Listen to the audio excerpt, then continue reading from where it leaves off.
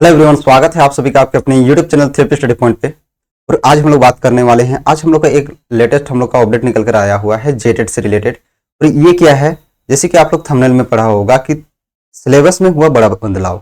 जैसे कि आप सबको पता है कि हम लोग का जब से हम लोग का सिलेबस आउट हुआ था जेटेट का, तब से हम लोग का एक अलग ही इसमें हम लोग का देखने को मिल रहा था। जैसे कि हम लोग जो सिलेबस था वो कम्प्लीटली हम लोग का क्या था, यूजीसी गाइडलाइन के अकॉर्डिंग, मतलब एनसीटी गाइडलाइन के अकॉर्डिंग, मतलब बिल्कुल नहीं था, उसका कंप्लीटली उसके अपोजिट था। ठीक है, तो अभी जो जैक या तो जो भी हम लोग का ये है एजुकेशन डिपार्टमेंट है, वहां से हम लोग का ये डिसीजन निकल के आता है कि ये हम लोग का क्या है कि सिलेबस में बदलाव किए जाएंगे। तो चलिए हम लोग उसको डिटेल से देखते हैं हम लोग का क्या है क्या नहीं। ठीक है,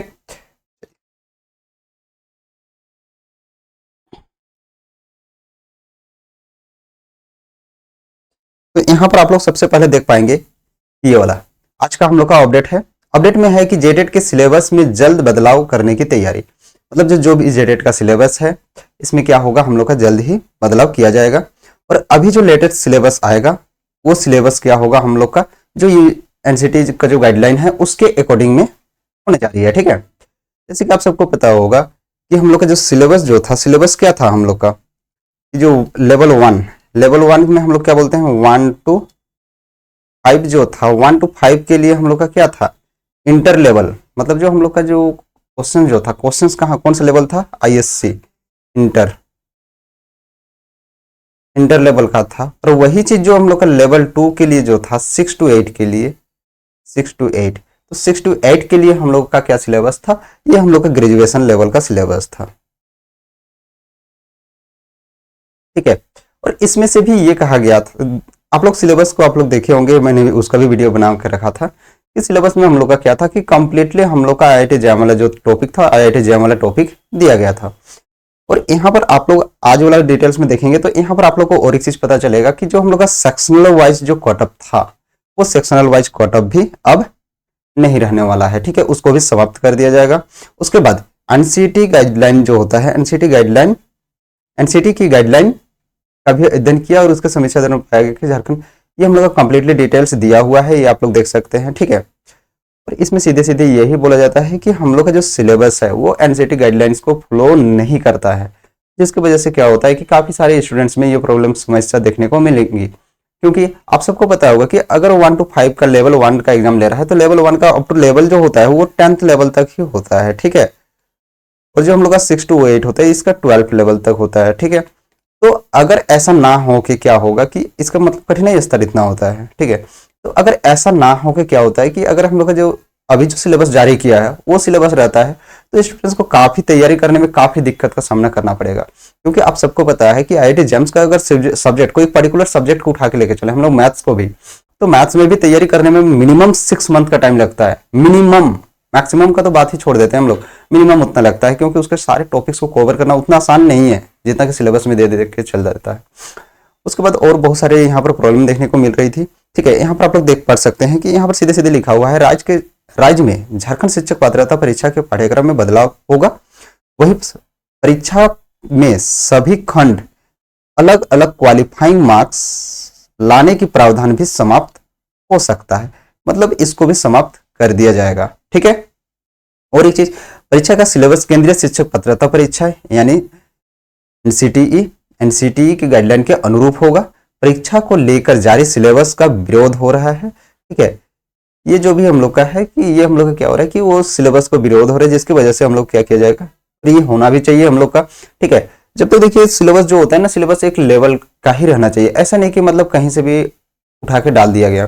ठीक है, अब इससे आगे थोड़ा सा देखिए कि पेज नंबर 13 पे क्या लिखा हुआ था आज का न्यूज का। तो देखिए आप लोग यहाँ पर सीधे सीधे पढ़ सकते हैं कि जेटेट के जो सिलेबस है उसमें सीधे सीधे बोला गया है कि वर्ष 13 और 16 के अनुरूप सिलेबस यानी पाठ्यक्रम में कक्षा 1 से 5 तक होने वाली परीक्षा का प्रश्न राज्य सरकार द्वारा अनुमोदित पाठ्यक्रम के अंतर्गत कक्षा 1 से 5 के सिलेबस पर आधारित होगा।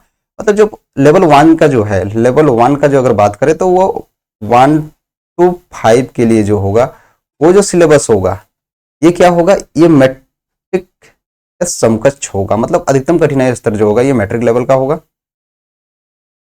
या तो इंटर लेवल का होगा। ये तो मैट्रिक लेवल का ही होगा, है ना। ये हम लोग का क्या होगा, मैट्रिक लेवल का होगा। जो लेवल 2 का जो होगा, लेवल 2 यानी 6 to 8, 6 to 8 की बात कर दिया तो ये इंटर लेवल का होगा। ठीक है, तो ये हम लोग का डिटेल सिलेबस रहेगा। दूसरी चीज यहाँ पर और एक चीज आप लोग पढ़ सकते हैं, यहाँ पर क्या है, वही कक्षा 6 से 8 तक की परीक्षा के लिए प्रश्न राज्य सरकार द्वारा अनुमोदित पाठ्यक्रम के अंतर्गत कक्षा 6 से 8 के सिलेबस पर आधारित रहेगा। मतलब जो हम लोग का एनसीटी का कंप्लीट गाइडलाइन था, एनसीटी का गाइडलाइन ये भी मैंने एक ये बना के रखा हुआ है। ठीक है, वो भी मैं टेलीग्राम चैनल पे भेज दूंगा कि वो एनसीटी का गाइडलाइन क्या कहता है, वो आप लोग देख सकते हैं। ठीक है, उसके बाद इसके जो हम लोग का डिटेल्स अगर नोट्स अगर आप लोग को चाहिए तो उसके लिए भी आप लोग को टेलीग्राम चैनल ज्वाइन कर जाना है, वहां से आप लोग को मिलते रहेगा। ठीक है, और इसके कठिनाई स्तर जो होगा, अधिकतम जो होगा वो उच्चतर माध्यमिक या तो +2 जो होता है या तो उसका समकक्ष हो सकता है।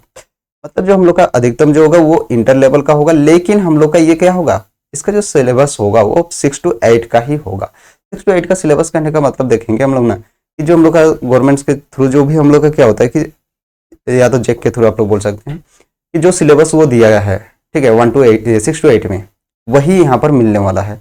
उसके बाद इसका लेवल जो होगा, लेवल जैसे कि कोई भी क्वेश्चन, जैसे कि नंबर सिस्टम यहाँ पर 8 में हम लोग को पढ़ना पड़ता है, 6 से ही पढ़ना पड़ता है नंबर सिस्टम। तो नंबर सिस्टम का क्वेश्चन आपका आएगा इंटर लेवल तक। इंटर लेवल तक भी कोई भी क्वेश्चन, ऐसा नहीं कि इंटर लेवल में जैसे कॉम्प्लेक्स नंबर हमें जाकर पढ़ना पड़ता है इंटर में, तो कॉम्प्लेक्स नंबर का क्वेश्चन यहाँ पर नहीं दिया जाएगा। ये चीज को आप लोग समझ सकते हैं। ठीक है, उसके बाद यहाँ पर आप लोग देखेंगे कि सभी खंड में पास करने में भी मिलेगी छूट। झारखंड शिक्षक पात्रता परीक्षा में अब अभ्यर्थी को ऑल ओवर पास मार्क्स के अलावा प्रत्येक खंड में अलग अलग पास मार्क्स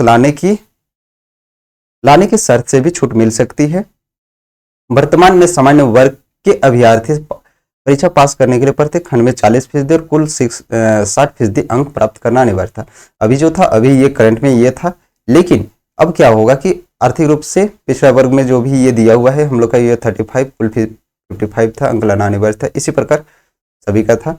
लेकिन इसमें भी बदलाव किए जाएंगे और बदलाव में क्या होगा कि हम लोग का जो एनसीटी गाइडलाइन का जो होता है उसके अकॉर्डिंग देखने को मिलेगा, जो कि हम लोग का कितना होता है, 60% होता है जनरल के लिए, एंड जो हम लोग कैटेगरीज में जो आते हैं उसको 55% होता है BC1 BC2 के लिए। ठीक है, तो इस टाइप से आप लोग को देखने को मिलेगा। उसके बाद आई थिंक 50% होता है SC ST के लिए। ठीक है, तो ये चीज़ आप लोग को देखने को मिल जाएगा। किस में देखने को मिलेगा, अब जो न्यू हम लोग का सिलेबस आएगा उसमें आप लोग को ये चीज़ देखने को मिलेगा। मतलब ये चीज़ में भी अब बदलाव किए जाएंगे। ठीक है, आई होप आप लोग को क्लियर हो गया होगा। अब अपना तैयारी को अपना स्ट्रॉन्ग कीजिए। ठीक है, और अगर मैथ साइंस से जुड़े हुए हैं तो यहाँ चैनल से जुड़े रहिए, यहाँ से आप लोग को डेली अपडेट देखने को मिलेगा। आपको पर डे क्वेश्चंस कराया जाएगा, प्रैक्टिस क्वेश्चंस कराया जाएगा। ठीक है, फिर मिलते हैं हम लोग अगले वीडियो में, तब तक के लिए आप सभी को धन्यवाद। और अभी तक चैनल को सब्सक्राइब नहीं किया है तो जल्दी से चैनल को सब्सक्राइब कर ले और साथ में वीडियो को भी लाइक कर दें और वो सारे दोस्तों में शेयर करें जो जेटेट सीटेट या तो कोई भी टीचिंग लेवल एग्जाम्स का तैयारी कर रहे हैं। फिर मिलते हैं अगले वीडियो में, तब तक के लिए आप सभी को बहुत बहुत धन्यवाद।